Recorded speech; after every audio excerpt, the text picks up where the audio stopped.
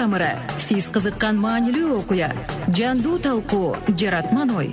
Мунун баары Айлампа программасында. Жадыңызда жүргөн сунушту айтып, суроо узатыңыз. Марал радиосунун толкунунда эртең мененки саат 8ден баштап Майраш Базлакунова менен. Сиз угуп жаткан Марал радиосу өз уктурууларын түз ободо Айлампа программасы аркылуу улантат. Бүгүн биз өлкө өнүгүүсүнө сереп деген теманын тегерегинде сөз кылганы турабыз. Студиянын мейманы менен тааныштырайын. Кыргыз Республикасынын жогорку кеңешинин депутаты, Бирбол фракциясынын лидери, конституциялык мыйзамдар, мамлекеттик түзүлүш, сот укуктук реформалар комитетинин мүчөсү Алтынбек Сулайманов. Алтынбек мырза, саламатсызбы? Студиябызга кош келипсиз. Мен угармандардын эсине дароо салып өтөйүн. 68-06-06 телефон номерин терип сурооңузду айтсаңыз болот. Мындан тышкары биз суроолорду 0552-68-06-06 WhatsApp номери аркылуу да кабыл алмакчыбыз.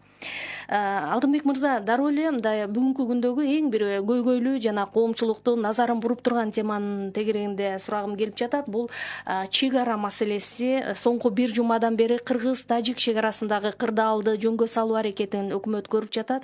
Сиздин оюңуз боюнча бул маселе кыйладан бери эле чечилбей келе жатат. Анан бир чечүүнүн жолун эмнеден көрүп турасыз? Деги эле ушул кырдаалдын чыгышына мындай өкмөттүн аракети түздөн түз себеп болдубу? Рахмат. Негизинен бүгүнкү эң чоң мындай проблемаларыбыздын бири десек болот чек ара. Чек ара эми мамлекет болгондон кийин анын чек арасы мындай так болсо кошуналар менен Жакыныраак. Кошуналар менен мамиле мындай бузулбаганга мындай көп себептер болбойт да. Биздин чек арабыздын бүгүнкү күнгө чейин чечилбеген себептер аябай көп да. Союз таркагандан кийин ошол чек аранын чечилиши биздин мамлекет тарабынан Өзбекстандын мамлекети, ошол эле Тажикстан, ушулар менен чек аралар өз убагында чечилбей калган. Ага кызыктар болгон эмес дегенден алысмын. Ошол мезгилде талаштар болгон болуш керек да. Себеби аралашып эле жашаганбыз да. Тажикстан менен алар өзүнүн оюнда кээ бир участоктарды биздики деп жүрүшөт бүгүнкү чейин, биздики деп. Ошо менен чечилбей талаш болуп келатат да. Буну албетте чечилбеген нерсени болбойт. Негизи өз убагында биздин мамлекет тарабынан ошол чек ара чечүүчүлөр аралашкан чиновниктер дейбиз, ошол президенттер дейбиз убагында мындай чечкиндүү аракеттерди көргөн эмес. Себеп дегенде ошондон бери чогулуп, 30 жыл болуп атат. Эгемендүүлүк ушул союз таркагандан кийин ар бир кошуна өлкөлөрүбүз өзүнчө мамлекет. Бүгүнкү күнгө чейин көп жанагындай талаш участоктор бар. Бир жагынан караганда көпчүлүгү чечилип аз эле калган, бирок эң аябай мындай талаш жерлер калып калганда ошол бүгүнкү күнгө чейин чечилип. Алар өздөрүнүкүн айтышат, ар түрдүү кагаздар менен далилдеп. Биздикилер Кыргызстандан ошол комиссияда катышкан ошол өзүбүздүн тиешелүү жетекчилер өздөрүнүкүн дайым ошентип талаш болуп келет. Кечеги Баткенде болгон окуя дагы бул аябай талаш маселе, бирок ал жер негизи бүгүнкү күндө айтылып аткан жана талашып аткан жер негизинен Кыргызстандын жери болуп келген да, мурдатан эле.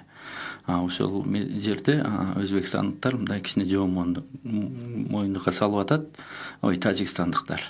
Биздикилер сөзсүз биздин эл ага жообун берип атат. Биздин буяктан барган биздин жетекчилер, ал жердеги жергиликтүү бийликтин өкүлдөрү, алардын колунан эчтеке келбей атат да. Алар ушул чоң чырчып кетпесин деген эле бир позицияда турушуп, бүгүнкү күндө крайний болуп атышат. Сиздин оюңуз боюнча ушул жергиликтүү баягы чек арага чектеш райондордун, айылдардын мындай статусун жогорулатуу маселеси бүгүн турабы? Анткени көпчүлүгү баягы жылма миграциянын эсебинен тажик калкы Кыргызстандагы баягы баягы эл таштап кеткен айылдарга отурукташып, кыргызстандыктар айласыз баягы көчүп кетип, анан жерлердин дагы өтүп кетүү коркунучу бар экендигин эске салып атышпайбы? Ушул жерде өкмөт кандай аракет жасашы керек эл анда?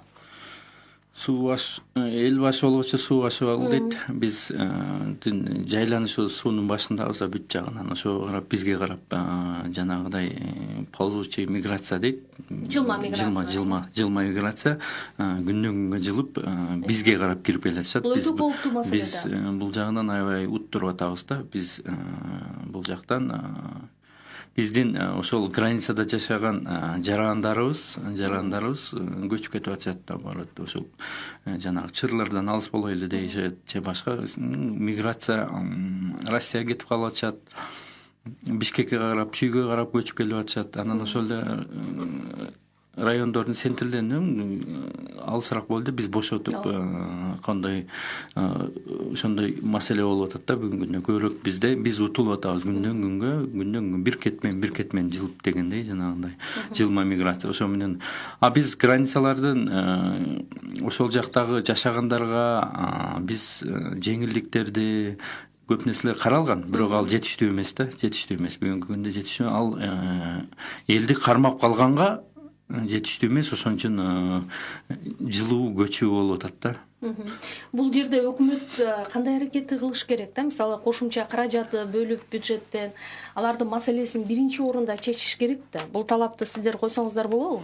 Биз коюп, бул талаптарды көп эле парламент бүгүнкү күнгө чейин, бизге чейинки парламентте депутат өкүлдөрү, депутаттар коюп келишкен, ошол маселелерди карашкан. Биз дагы карап атабыз. Эми аларга бир жумуш орду болуш керек да, негизиненчи. Жеңилдиктер, жер жок, суу тартыш ошол жактарда, границаларда. Мындай жолдор дагы аябай начар. Элдин жашоосу бир топ эле центрлерге караганда ыңгайсыз да, ошон үчүн ал жактан качышат да. Ал жакта кармаш үчүн көп жеңилдиктерди бериш керекпиз. Ал жака сууну жеткизиш керек, электр энергиясын татыктуу жеткизиш керек, жолдор, бүт жашоого ылайыкталган нерселер бүт барыш керек. Ошондо гана элди ал жакта жумуш орду болуш керек. Жумуш орду болгондо ал жака бир жеңил ишканалар, бир өздөрүн багып, өздөрүн каржылаганга бир мүмкүнчүлүк шарт түзүлүш керек. Андай тилекке каршы мамлекет аны бүгүнкү күндө кыла албай жатат, кыла алганга мүмкүнчүлүгү да жок да. Уланталы биз студиянын номерин эсиңизге салып өтөлүк. 680606 өлкө өнүгүүсүнө сереп деп атап алдык программанын темасын. Ушул өлкөдөгү негизги көйгөйлүү социалдык, экономикалык, саясий маселелерге байланышкан сурооңуздар болсо узатыңыздар. Ошондой эле биздин Марал радиосунун социалдык түйүндөгү баракчалары аркылуу жана 24 ТВ каналынан да көрсөңүз болот. Дагы бир маселе бүгүн коррупция менен күрөш деп жатабыз. Биздеги бюджеттик каражаттарды үнүмдүү пайдалануу маселесиндеги жасалып аткан кадам сиздин жеке өзүңүздү канааттандырабы?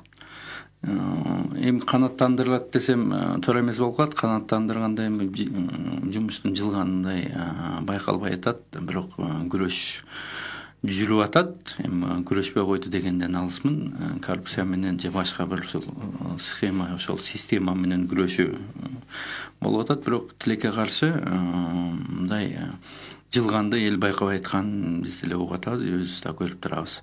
Биз бул эмнеге байланыштуу болуп атат? Ушундай жай болуп атышычы? Коррупция менен күрөшүү бул жеке бир адамдар менен күрөшүлүп атат да.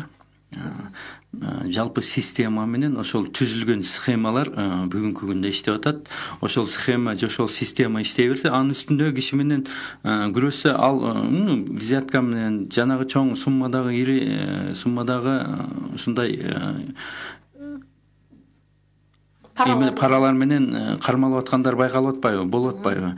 Кайра эле анын ордуна башка келет дагы. Ошол система кайра эле ошол түзүлгөн система иштеп атат да. Ал системаны түп тамыры менен жок кылыш керек, ошонун үстүнөн иштешибиз керек. Анын үстүнөн иш жүрбөй атат. Ошол система, ошол схема 20 жыл мурда түзүлгөн схемалар бүгүнкү күндө ошол иштеп атат, биз адамдар менен көрүшүп атабыз да. Бул жумуштучу өзү ким жасашы керек? Кадрларга байланыштуубу? Кадрлар дейин десек, бул өкмөткөбү же президенттин тегерегиндеги кадрлар? Жалгыз президенттин иши эмес, жалгыз баардыгы жалпы көрүшүш керек да. Бул жерде күч органдары. Күч органдары бири-бири менен жанагы дублирующий органдар бар. Бизде негизинен жалпы мамлекеттик кызматкерлер көп да. Болгон бюджетибизди почти баардыгын эле мындай ошону жеп эле бүгүнкү күндө отурабыз да. Мындай развитияга эчтеке жок, содержать этип эле. Бюджетибизде деле өнүгүү бюджети болгон жок да. Өнүгүү болгон жок. Ошол 2 миллиард доллардын тегерегинде бюджетибиз бар болгону. Ошону жеп эле отурабыз. Мындай бизде кыскартуулар, оптимизация, 5 кишинин ордуна 1 киши иштей турган ушундай эмени түзүшүбүз керек. Көп адам, алардын баардыгынын айлыгы деле жыргатып көп эмес. Алар эми сөзсүз ушундай бир жолдорду издешет экен. Ошон үчүн ушундай бүгүнкү күндө көрүнүш болуп атат. Кыскартып, ар бир жоопкерчилигин өзүнө коюп, айлыктарын көтөрүп, ушундай иш жүрүш керек да. Реформа бизде чокуламай реформа болуп атат да. Биз түп тамыры менен реформа болгонун мына сезе албай атабыз, көрө албай атабыз. Акаевдин кезинде башталган реформа, жакшы реформалар башталып, аягына чыкпай калган да. Менчикке берүү, ошолорду менчикке таркатуу, жерлерди, бүт нерселерди берип баштап туруп, анан аягына чейин мамлекеттик мындай кандай дойлалар калып калган да. Ошолорду бүт түп тамыры менен менчикке берип, мамлекет ошол менчиктерге шарт түзүп, анын салыгы менен гана жашаш керек да. Бизде андай болбой атат да. Бизде аралаш да, биздики түшүнүксүз. Азыр суроолор көп, бардыгына жетишелик. Байланышта турган угарманды угабыз. Саламатсызбы? Саламатсыздарбы? Угатабыз, өзүңүздү таштырып койсоңуз. Менин атым Жума. Ишиңизге келип, негизи бул граница боюнча Алтынбек өзүң билесиң иш оор. Бирок ал жерде негизи кызыктарлар көп болот да, кечпегенге. Себебегенде кече мага дрондон тартылган бир видео келди. Толтура бензовоз турат да, жерде Тажикстанга өтөт ошо бензовоздун баарычы. Туурабы Алтынбек? Негизи ошолорду бул основной депутаттар чет бул вопрос. Депутаттардын көп ошол бензинмен заниматься этишет. Анан жана губернаторду коюп койдуң го, сауна башкарган деп элдин баары айтып жүрдүм. Ошол негизинен уятты. Мына Айбалаев деген жүрөт, мына илгерки таможня менен программа начальниги Саид Эратов деген бар, зам губернатор болгон. Ошол жигиттерди алып барып койбойсуң, ал таможняны, границанын түп тамырынан баарын билет, туурабы Алтынбек? Рахмат. Негизинен ошондой алып баргыла жакшы болот. Жооп берсин, рахмат. Жакшы маселени көтөрдү. Негизи ал жака мындай губернатор болуп, мындай татыктуу жигиттер иштеш керек да. Бизде бир эле Баткен губернатор эмес, жалпы бүгүнкү кадрларыбыз бизде аябай мындай кошоматчылыкты жакшы өздөштүргөндөр гана өсүп атпайбы? Андай өзүнүн позициясы бар, мындай өзүнүн жумушуна жакшы аракет кылып, ошо чындык менен күрөшүп талашкан жетекчилер өспөйт, четке чыгып калып атат да. Ошол маселени айтып аткан кишилерди мен Айбалаев аксакалыбыз аябай убагында жакшы деген, эми азыр ал киши пенсияда. Андан жаштардан Иратов деп айтып атат, ал жигитти деле мен жакшы тааныйм. Аябай мындай өзүнүн талабын койгон жигиттердин бири да. Андайлар ал кишини деле пограничный службадан сүрүлгөн кийин ошол эмеден зам губернатор болгон үчүн ушундай позициясы бар жигиттер дайым эле сыртта калып калат дагы. Кошоматчылыкты жакшы өздөштүрүп, алды менен кирип, арты менен чыккан мындай кошоматчылар бизде өсүп аткан мезгилде. Азыр деле ошол көз караш сакталып атабы? Кошоматчылардын доору сүрүп аткан ошол. Бул ушундай болуп келген, ушундай болуп атат. Бул оорудан биз арылышыбыз керек да, негизи келечекте. Бул аябай чоң оору да. Жана аткезчилик маселеси боюнча кандай ойлойсуз? Жалаң таасирдүү адамдардын аралашуусу бар деп атат, Бул жана бензиндин тегерегиндеги бул контрабанда деп коебуз, көп бензинден башка көп маселе иштер бар. Сөзсүз буга жогору жактагы чиновниктер, депутаттар да аралашышы мүмкүн, бирок мен укуп элекмин азыр кайсы депутат аякта бар экенин. Уксаңыз ачык айтат белеңиз эгер билсеңиз. Айтат болчумун, бирок менде андай толук маалымат жок. Бирок органдар, күч органдары, ошол жергиликтүү бийликтер, айрыкча күч органдары ошол эле таможенный служба, ошол эле прокуратура, ошол эле финполиция, баардык ошол жергиликтүү органдар өздөрү ушундай иштерди көзөмөлдөшөт да, бирине бири өткөзүп беришип, ушундай иштер жүрүп келатат. Себеп дегенде алардын жасай турган, алардын да айлыктары аз. Анан ушундай бүт болгон иштерди көздөшүп, ошол иштерди жасап атат өздөрү. Бирок ушунун баардыгынын бир мындай тамырын кырка турган учур келди окшойт да. Кийинки угарманыбызды угалы азыр. Саламатсызбы? Саламатсыздарбы? Кулак сизде, айтыңыз. Мен ушу Алтынбек мырзага суроом бар эле да, сиз кадр маселесин козгоп кетти. Ушул кадр маселесинде сиздин аралаштыгыңыз жокпу? Айыл чарба министрин бир болуп партияга алып келбей эмне Атамбаев алып келди эле. Сиз алып келгенсиз. Айыл чарбадагы көйгөйлөрдү көрүп атасыз. Дыйкандар картошкасын сата албай ыйлап атышат. Буга сиздин эч кандай тиешеңиз жокпу? Анан Баткен боюнча, Баткенди айтып атасыз, тияк барып жашаш керек. Именно мисал болуп барып туруп, үй бүлөңүз менен көчүп барып, границага туруп, өзүңүз эмнеге пример көрсөтпөйсүз мындай? Сүйлөсөңүз эле кыйынсыз, кыларга келгенде жок. Депутаттын баары ушундай да. Рахмат.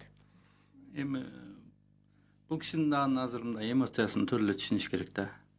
Элдин баардыгы ушундай көз карашта. Ушундай көз карашта. Эми депутаттар ал жака барып жашаш керек, парламентти көчүрүш керек, анда ал жака барып, ал жерде иштей турган кишилер бар, границанын ар бир жоопкери турган пограничный служба, жергиликтүү бийлик, алар мамлекеттен айлык алып, ошол тийиштүү. Ар ким өзүнүн ишин кылыш керек да. Өзүнүн ишин кыла албай аткан үчүн ушундай болуп атат. Ошон үчүн депутаттарга ушундай агрессивный сөздөр айтылып атат. Кадрга аралашкан жоксузбу? Аралашканбыз, барбыз, ошо коалицияда отурабыз. Биз деле Конкреттүү жана Айыл чарба министрлиги бир бол фракциясынан барган. Айыл чарба министрлигин ошол барып башкаларда иштеп көрсө болот эле да. Айыл чарба министри эчтекени чечпейт. Анын колундагы департаменттери, начальник управления баардыгын премьер-министр дайындап, премьер-министр иштен алат. Ал бюджетин зашта кыла албайт. Картошканы түшүп кетти дейт, картошканы айыл чарба министрлигинин бюджетинде бир тыйын жок. Ал картошканы мамлекеттик деңгээлде аны бир убакытка чейин мындай дотацияда кармап, анан же бир хранениясы жок. Минсельхоз министерствонун ичине алып келиш керек бу картошканы, жерге төгүп алып сакташ керек. Жок, анын мүмкүнчүлүгү жок. Анын эч кандай бюджетинде акча каралган эмес. Минсельхозда бизге негизи бул структуранын өзүнүн зарылчылыгы барбы? Зарылчылыгы Минсельхозду жоюп эле ташташ керек деп мен өзүм айтып жүрөм. Жоюп ташташ керек. Ал жерде 2-3 департамент эле калтырыш керек дагы. Калган ошол 5000 адам ал жерде айлык алып, же жарыган айлыгын алышпайт. Бир маселени чечишпейт. Бүт дүйнөдө мындай структураларды жоюп эле салышкан. Мына өкмөт структурасын алып келет деген маселе, эгер жаңылбасам, былтыр эле чечилиш керек эле. Мына азыр 2019-жыл болду, бирок дагы эле карай элексиздер да. Ушул өкмөттүн структурасында оптимизация маселеси каралганда ушунун баардыгы киреби, каралабы? Өкмөт мына азыркы өкмөт келип аткан ушундай жакшы ой менен келишип, жакшы убадаларды беришкен, бирок тилекке каршы бүгүнкү күндө чейин ошондой жылуштуу бир иштер менен кайтып реформа багытындагы иш менен кайра бизге келген жок. Биз дайым сурап атабыз, качан келесиңер? Мына уже кете турган убактысы жакындап калды деген сөздөр аябай көп болуп атат. Жеке өзүңүз кандай позицияда турасыз? Кете тургандай абалдабы азыр өкмөттүн чама-чаркы чакталуу болуп атабы?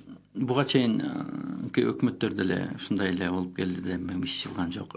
Азыр бул өкмөттү алмаштырсак, жаңы өкмөт келсе, ал деле ушундай болот да, мындан алыс кете албайт деп.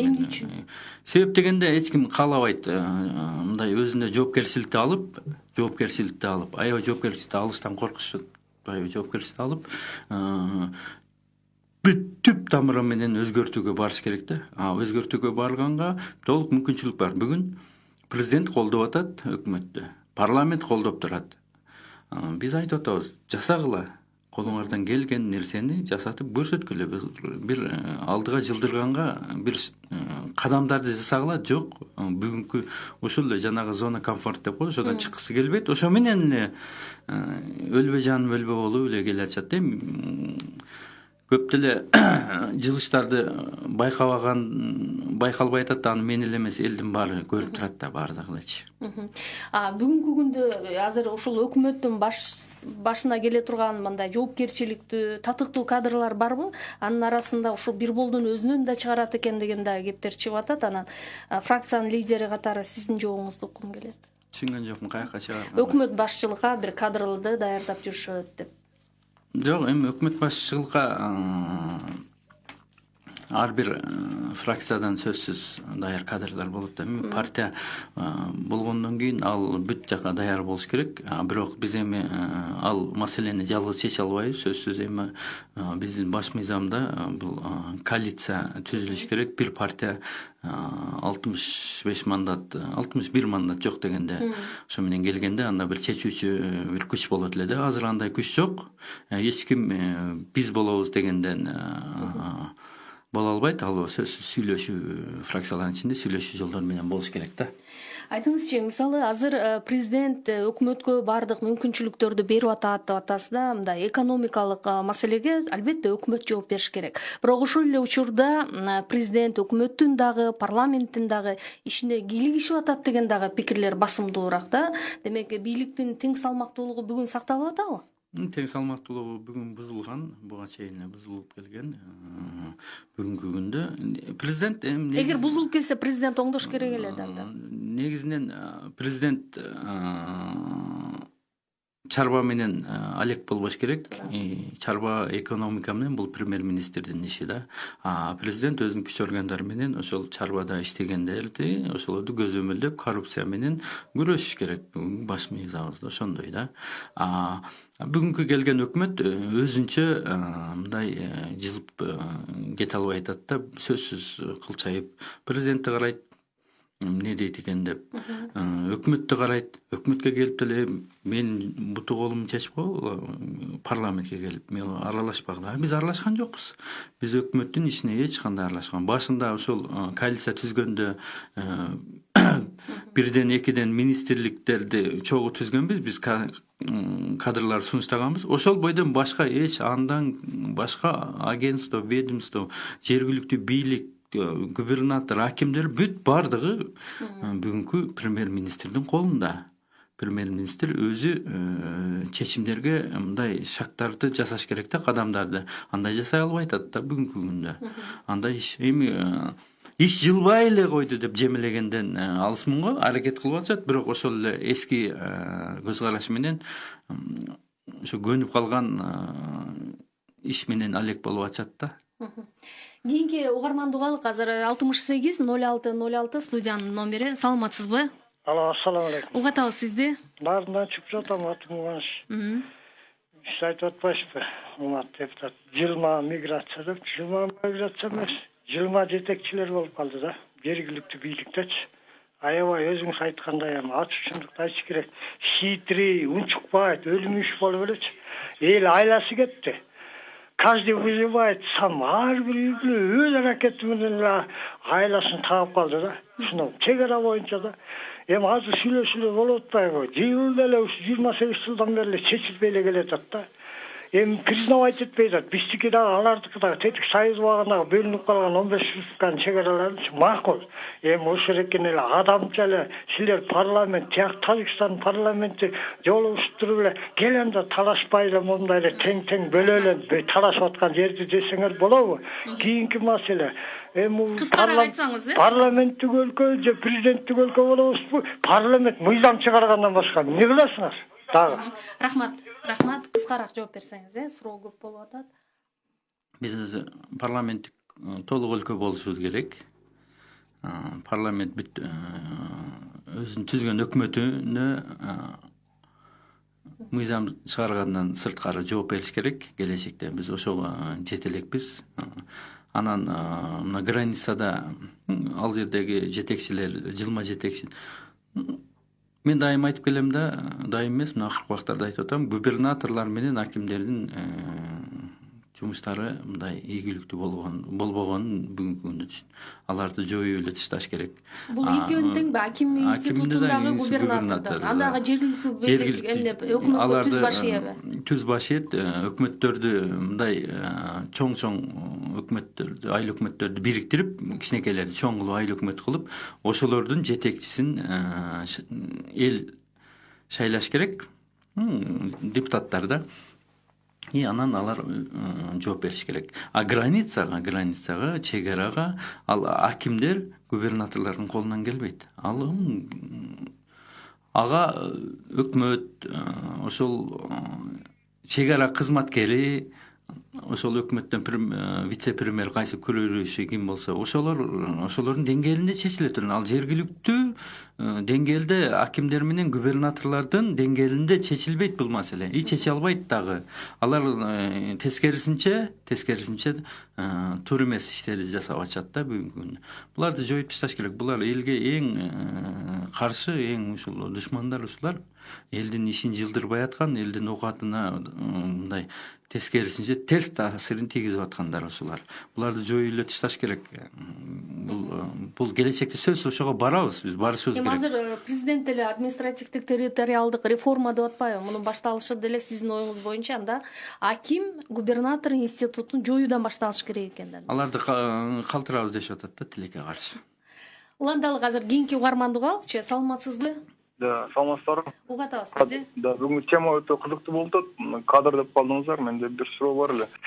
Мына мисалы үчүн мурда бизде белгилүү эл жерине күйгөн жакшы инсандар чыкчу да, мисалы үчүн Абдыкадыр Оразбеков, Исхак Разак сыяктуу, Абсамат Масалиев, Ишенал Арабаев жана башкаларчы. Эмнегедир ушул акыркы 20-25 жылда бир чын дилинен элине жерине иштеген күйгөн инсандар чыкпай жатат да. Ошонун негизги себеби эмне деп ойлойсуздар? Анан экинчи суроо, мына азыр бизде парламенттин орусча айтканда полномочиясы өтө чоң, күчтүү. Мына ушул жер саткан боюнча, жерди бөлүштүрүү боюнча, мамлекеттик жерди бөлүштүрүү боюнча, ушул боюнча кандай мыйзамды кичине күчтүүрөөк кылып, контролдоп, жаңы мыйзамдар керек болсо кабыл алып, мындай кылса болобу оюңузда? Бүгүнкү күндө парламенттин контролдоо функциясы жетиштүү, аябай жетиштүү. Аны даже биз туура пайдалана албай атабыз, толук пайдалана албай атабыз. Ошон үчүн парламенттин нараазычылык, нараазычылык көп да. Анан чегараларды жана контролдоп, мыйзамдарды күчтөндүрүш керек деп айтып атпайбы булагабыз. Андай мыйзамдар бар. Иштелип чыккан, ал мыйзамдар бүгүнкү күндө иштебей атат. Ал чегара бүгүнкү күндө бир аз эле жерлери калган, бирок аябай талаш. Алар биздики дейт, кошуналары. А биз бул жерлер биздики деп ушундай талаш жерлер бар. Бирок ал көбүнчө мындай терең киргенде ал көбүнчө Кыргызстандын жери да. Биз кыргыздар жашап келген жерлерди башкача айтканда моюн жондукка салып талашып аткан мезгилдер. Ошон үчүн биздин эли көтөрүлүп атат да.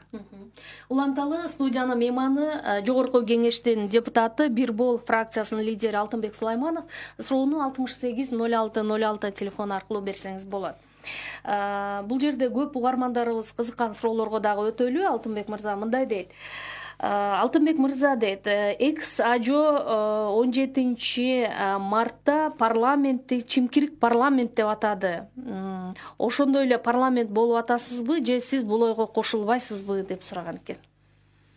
Парламентте кандай гана сөздөрдү айтылбай атат да. Парламентке ар түрдүү. Эми ал экс-президент айтты да койду да, ал киши эмнелерди гана айтпады. Иштеп атканда көңүл бурбай эле коюш керек. Айтты да койду. Айта берет.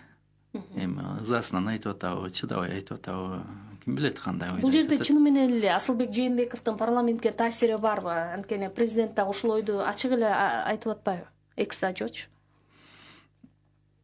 Ал Асылбек Шарыповичтин парламентке кандайдыр бир деңгээлде мындай басымдык кылганын жеке мага эч кандай андай биздин фракцияга андай басымдуулугун биз көргөн жокпуз, андай болгон жок.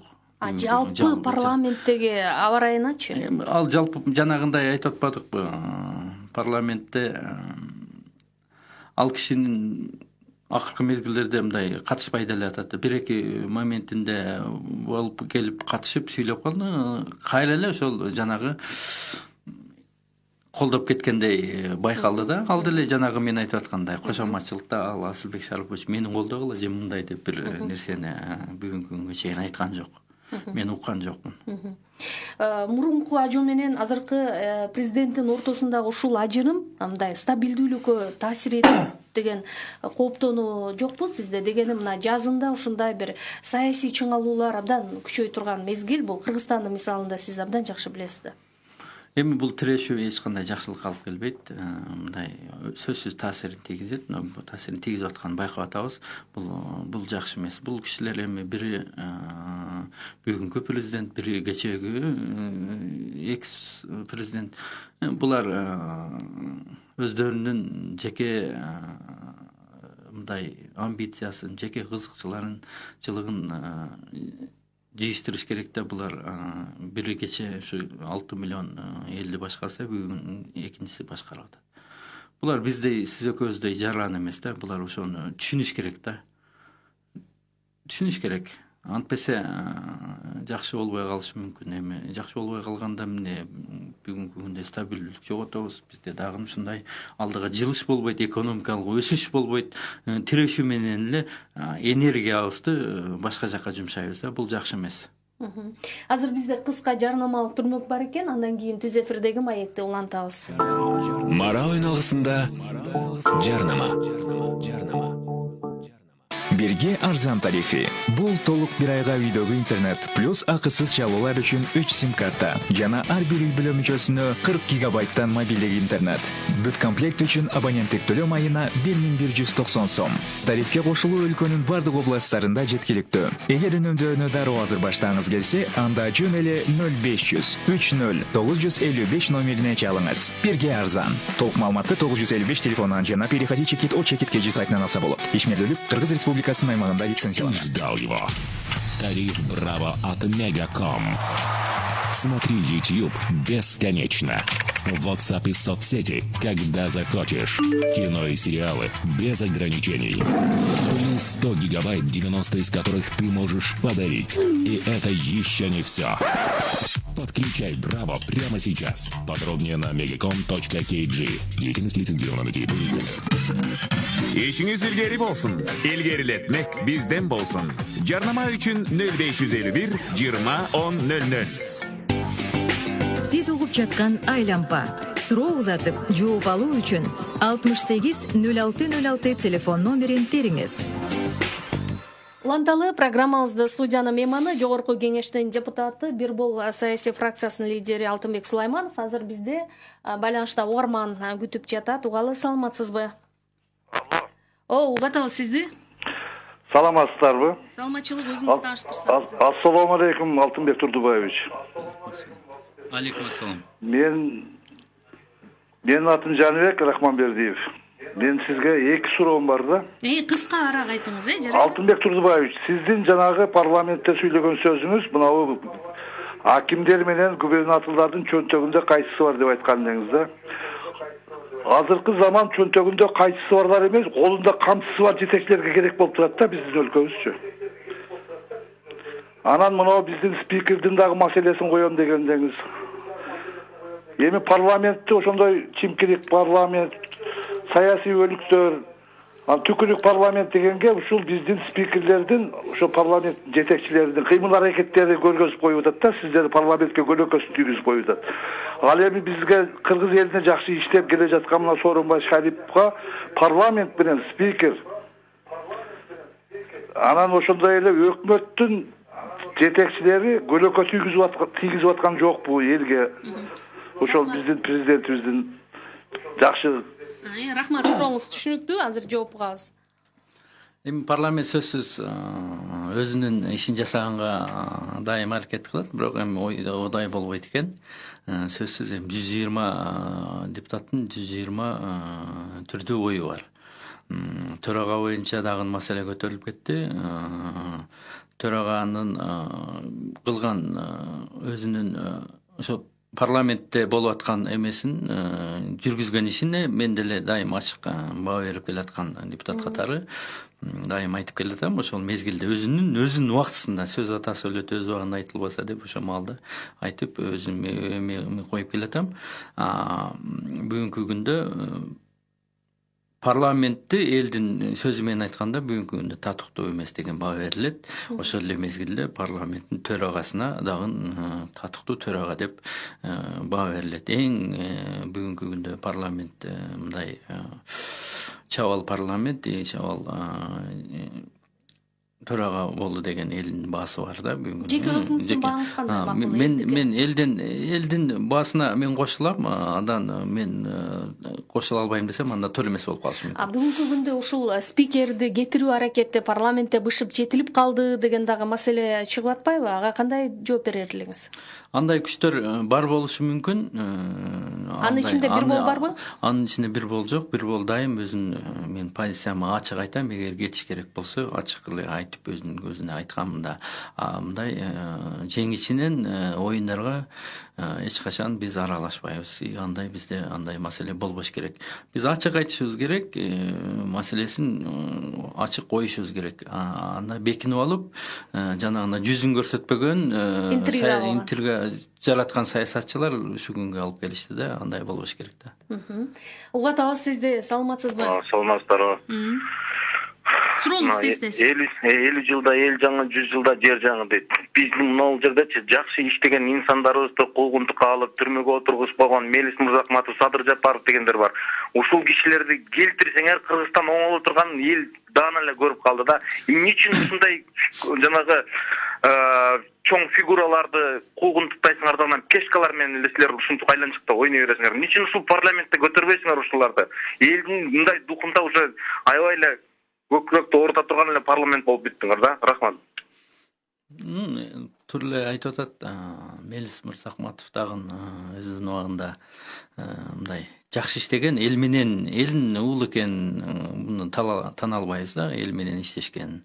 Ал киши бүгүнкү күндө Мисырда кетип калып ушул жакта жүрөт, келгенге мүмкүнчүлүгү жок, себеби дегенде туура эмес иш козголгон деген өзүнүн эмесин коюп жүрөт да.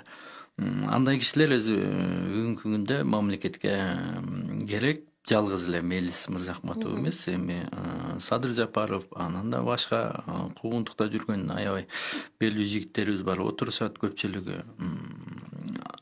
Тилекке каршы бул иштер убагында ушундай туура эмес жүргөн иштер. Аны бүгүнкү күндө каралып атат, караш керек бир туура чечимдер. Ошол эле мезгилде бул жакта соттордун дагы көп күч органдарынын дагы туура эмес жүргүзгөн иштери бар да негизи.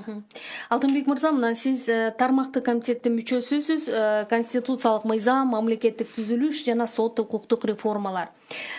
Жакында эле соттордун съезди өттү. Президент өзүнүн пикирин айтты. Бүгүнкү күндө мындай соттор акыйкат, адилет иш алып барбай жаткандыгына жаным кейип турат деп хадистен бери белгиледи. Анан бүгүн сот реформасы сиздин оюңуз боюнча эмнеге жүрбөй атат дагы эле? Мына бийлик деле алмашты. Же жылыш барбы? Сот реформасы эч кандай бүгүнкү күндө алдыга жылып кетти дегенден алысмын, жылбай атат. Жылган жок. Туура чечимдер, адилеттүү чечимдер кабыл алынбай атат. Буну жалпы элибиздин ичинде райондук сот, областтык сот, анан жогорку сот ушундай бири-бирине мындай пасабайт этип бир эле элди кыйнап сот иштери жылдап жүрүп атат да, жылдап. Ал жылдаган бир соттун иши, бир материал 100 000 сомдук иш болсо, ошол мындай акчасы менен эсептегенде ага чыгым миллиондоп болуп кетип атат да, жылдап. 10дон 100дөн ашык соттошкон материалдар бар. Ошол эле мезгилде ыкчам тез кабыл алып күнөөсүз адамдарды кесип жүрген учурларда жок эмес да. Бул аябай тур эмес, сот тарабынан, сот бийлиги тарабынан жүрүп аткан иштер аябай көп. Бул бүгүнкү күндө мен толук кандуу жылды дегенден мен алысмын. Ошол жумуш жылбай атат. Эгерде сот бийлиги адилеттүү чечимдер кабыл алынбаса, анда экономика жөнүндө сөз кылбай эле койсок болот да, анда жылбайт да. Бул баардыгы байланган, бири-бирине байланган. Бир тирүү организмдей жүрөк иштебесе өпкө кантип иштемек, алда токтойт да. Ушул сот реформасынын жылышы мындай президентке түздөн түз көз карандыбы бүгүн? Сөзсүз президентке көз каранды. Демек президентте эрк жетишпей атабы? Президент өзүнүн эмесин айтып атат. Парламент дагы өзүнүн сөзүн, бирок ошол эле мезгилде соттордун жанагы бир карасаң мыйзам чегинде эле чечип атабыз дейт. Бирок ошол мыйзамды бизде 4000ден ашык мыйзам бар. Бири-бирин кайталоо, бири-бирине каршы келген мыйзамдар, ошол эле следовательдер кандай кааласа ошондой. Бул мыйзамдарды бүт баардыгын башынан карап чыгыш керек. Ревизия жасаш керек. Ансыз бул үстүгө босток болуп, үстүнөн ушундай капталып калган. Айрым депутат кесиптештериңиз ушул ким көбүрөөк мыйзам жазды деген жагынан дагы курч атаандаштыкта бар экени белгилүү да. Бизге келген көптөгөн суроолордун өзөгүн ушул нерсе түзүп атат. Азыр дейт, алдыда парламенттик шайлоо жакындаган сайын өлкөнүн тынчтыгын ойлонушубуз керек болуп атат дейт.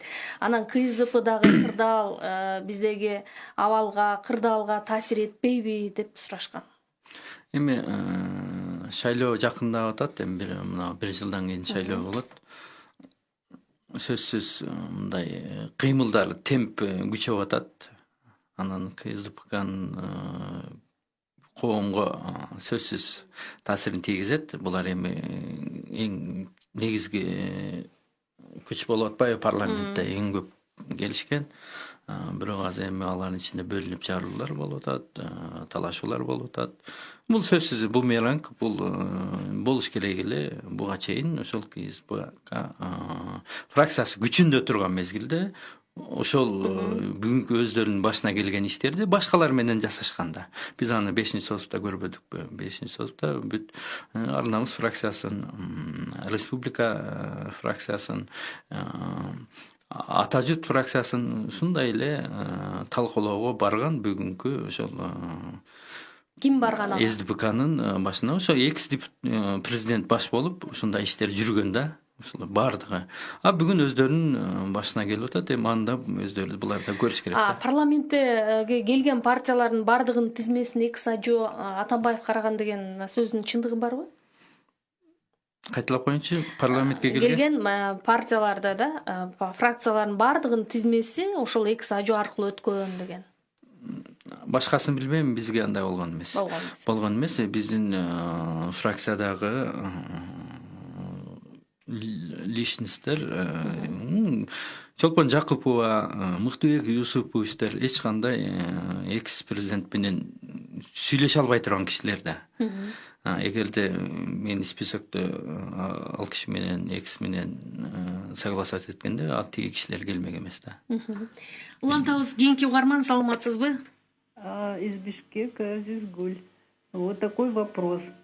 Его однопартиец, вот прославившийся по своим этим воровским действиям Шадиев, лидер партии Сулайманов несет ответственность хотя бы моральное что-то. Ведь он же привел партию, парламент этого депутата. Рахмат. Түшүнүктүү болду. Жоопкерчиликти тартасыз. Жоопкерчиликти коомчулуктан сөзсүз тартып атабыз. Биздин фракциянын же партиянын имижине аябай чоң мындай. Биз дагы иликтеп турабыз да, чоң доо кетти. Шадиевдин артынан да ал киши ошол бүгүнкү күндө бирок соттор толук иликтелип иш козголгон, сот процесси жүрүп атат. Ал биздин составда болгонуна бизге ушундай чоң күнөө тагылганын биз мойнубузга алышыбыз керек. Ал киши менен байланыштыңызбы? Жок, ушул кетерден алдын связыбыз жоголгон, ошол бойдон байланышкан жокпуз, байланышка да чыккан жок. Каякта экенин да билбейбиз, кантип кеткенин да билбей калдык. Биз менен тескери акылдашкан жок да. Бизден сураган да жок. Анан жанагы арызын жазганда дагы чырды билесиңер да. Бир башкача кызыксыз, мындай кызыктуу оюндар болду да ошол мезгилде. Биз өзүбүз да түшүнгөн жокпуз. Кийинки угарманыбыз кайрылып атат да, Бирболдун чама чаркы канчалык болду экен келерки парламенттик шайлоодо? Ушул эле партия аркылуу кетишеби же бийликти жандайбы? Анткени Сулайманов мырза Жээнбековду жандап колдоп жүрдү эле деп кайрылган. Келечекте сөзсүз шайлоого барабыз. Бул биздин койгон бир мындай максаттарыбыздын бири. Сөзсүз шайлоого барабыз. Биз башка күчтөр менен сүйлөшүүлөр жүрүлүп атат. Сөзсүз биригишибиз керек же башка күчтөнүшүбүз деген ойлорубуз бар. Шайлоого барабыз. Ал эми кандидат убагында Сооронбай Шариповичти биз колдогонбуз. Бүгүн деле колдоп мындай сөздөрүбүздү айтып жүрөбүз, колдоп турабыз. Президент жалгыз да. Ал кишиге биз колдоо көрсөтүп атабыз, аны биз танбашыбыз керек. Кийинки угарман кайрылган экен. Алтынбек мырза, сиз дейт, президентке ачык эмне үчүн реформаларыңыз чечкиндүү жүрбөй атат, чечкиндүү кадамдарды жасай албай атасыз деп сүйлөшүп көрдүңүзбү жеке кабыл алуусунда деп кайрылган. Реформаны президент жүргүзбөйт. Бул реформаны чарба экономика бул премьер-министр жүргүзөт. Премьер-министр бул жоопкерчиликти мойнуна алып өкмөт башчысы болуп барган. Ал кишиге биз айтып атабыз, ал премьер-министр бүгүн ошондой кадамдарын жасай алган жок, жасай албай жатат. Муну ачык айтып атасыз, Муну айтылып атат. Угуп атабыз, сизди саламатсызбы?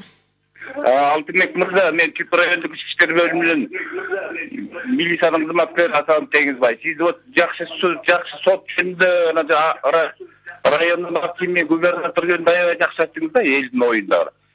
Эми мен милициянын эски кызматкеримин. Мына 36 жыл календарда милицияда иштедим. Бир единственный мен калдым да, 2 айдан кийин пенсияга кетем. Анан правоохранительдик органдар боюнча Мелис Суганбаевич, анан Кашкар Жумушалиев мурун министр болуп иштеп кетишкен да. Улар иштеп жатканда эч кандай жумуш болгон эмес, наоборот, коррупция, трайбализм аябай күчөгөн. Анан кайрылы ошо схемалар, кайрылы ошолор келип атат да. Бул эмне мындан башка кишилер жокпу? Жокпу. Менимче Кыргызстанда эмне бул ким булардан коркот? Мисалы алар элдин атына пиарщиктер да. Менин алтымамда элдер турат деп коркутуп үркүтүп келсе керек деп ойлойм да. Бирок эл коркпойт, милициянын макта кызматкерлери коркпойт булардан. Булар милицияны сиз айткандай губернаторларды элдин душманы деп атпайсыз, таанышымды айтат. Булар да милициянын душмандары. Булар эмне? Азыр иш алып барган жери жок, Кашкар Жумушалиев. Ушак угуп коюп эле бүт балдардын эмне деген балдардын убалдарына калып атат. Юридикалык жактан, оперативдик жактан эч кандай маалымат жок. Бул киши тергөөчү болуп иштеген эмес, өмүр бою жетекчи болуп иштеп келе атат. Анан рахмат, азыр милициянын кызматкерлерине жанын чоңдун балдарын акчалар келет. А милиция жаман да, бүт рахмат, азыр жооп берсин. Убакыт азайып баратат, жооп берсин. Бул киши өзүнүн тармагында айтып атат да, жалаң чоңдордун, жалаң тааныштардын эмеси министр чоң болуп атат. Ал бүт эле тармакта ушундай болуп кетти да. Биздечи тааныш билиш бир эме бүт тармакта кечеги отчестволор бүгүн фамилия болуп калып атат да. Баласы, небереси ушундай көп тармактарда. Өзүнчө мындай айрылып, өзүнчө чыккандар эсептелүүдө, өзүнчө мындай колдоосу жоктор. Бизде өсүш аябай кыйын да, өтө кыйын. Тилекке каршы ушундай шарт түзүлүп калган. Ал эми милициянын жетекчилери боюнча бул кишидар мурунку кадрлар эле кайра келип атат. Кайра эле келип атат. Эми жана бир эле сөз менен айтпайм, кошоматчылыкты аябай жакшы өздөштүргөндөр бизде кетпей жүрө берет экен да, ушинтип. Соңку суроону узатайынчы, Алтынбек мырза, мына 17 мартта экс-президент бул маселеге дагы бир ирет кайрылды. Азыр бийлик үй бүлөлүк кландык башкарууга өттү, Бакиевдин жолу менен баратат деп атат да. Ушул айтылгандар бул өзгөчө кадр тандоо маселесине байланыштуу болуп атат көрүнөт. Чыны менен эле жүйөсү барбы, жокпу? Эми ал киши ошол Сиз эми ак үйдө отурасыз, байкап атасыз бизге караганда. Бир бул фракция катары, бир бул жетекчиси катары айтайын, биз мына көп кадрларды түртүп аткан жокпуз. Биз убагында 2 коалиция түзүлгөндө ошол биринчи переговордо 2 министрлик менен эле биз чектелгенбиз. Андан башка биздин эч жерде мындай кадрларыбыз, мурда иштеп аткан 1-2 кадрларыбыз да жумуштан кетишти. Биз андай жоопкерчиликти мойнубузга ала албайбыз. Тууганчылык же башка да бийликти тараптагы айтып атат. Андай нерселер бизде жок. Бийлик тараптан тиги экс президент айтканындай, эми экс президент ушул системаны өзү түзбөдү беле. Биз парламенттик башкарууга кетип атканыбызда, биз ошол багытка конституцияны кабыл алып, ошол багытка кетип атканыбызда президенттик башкаруу системасын кайра өзү түзгөн да. Ошол системаны бүгүн көрүп атабыз да. Ошондо биз 10-жылы Роза Исаковна бир жарым жылдын ичинде бир түз багытка кетип аткандан кийин Алмаз Сарсенов кайра 180 градуска бузуп салбадыбы? Ошонун айынан ушу күндү көрүп атабыз да. Азыркы бийлик ал нерсени оңдогонго аракет кылып атабы же өзү дагы ошого барып атабы? Ошол инерция менен эле кетип атат азыр. Демек, кандайдыр бир деңгээлде барып атат деп айтса болот, энди. Угалык акыркы угарманды, саламатсызбы? Кулак сизде, айтыңыз сурооңузду. Мен бул темага депутатка кайрылайын деп элем. Алтынбек Туркубаев, сиз мени кабыл алдыңызбы приемго? Мен сиз менен кеңешип, сизге жеткип сөздөрүм бар. Жогору жакка жетпей атат. Келиңиз. Ким? Сабырбек Жаркынбаев. Сабырбек Үркүнбаев? Жаркынбаев. Жаркынбаев, Сабырбек Жаркынбаев. Приемныйга жазылсаңыз, мен азыр эле айтып коем, чыгып туруп Сабырбек Үркүнбаев. Рахмат анда. Бирок убакыт соңуна чыгып калган экен. Биз өлкө өнүгүүсүнө сереп деген теманын тегерегинде сөз кылдык. Студиянын мейманы Жогорку Кеңештин депутаты, Бирбол фракциясынын лидери, Конституциялык мыйзамдар, мамлекеттик түзүлүш жана сот укуктук реформалар комитетинин мүчөсү Алтынбек Сулайманов болду. Сизге ыраазычылык билдирем. Ийгилик болсун, өлкөбүздө өнүгүү болсун. Азыр ар бир атуулдун күтүп жатканы эле ушул да бир жаңы, таза, мындай ыкчам реформалар башталса экен деген тилек менимче сизде деле жашаса керек. Рахмат. Ошону менен жыйынтыктайлы, кайрадан эфир аркылуу жолукканча аман болуңуздар.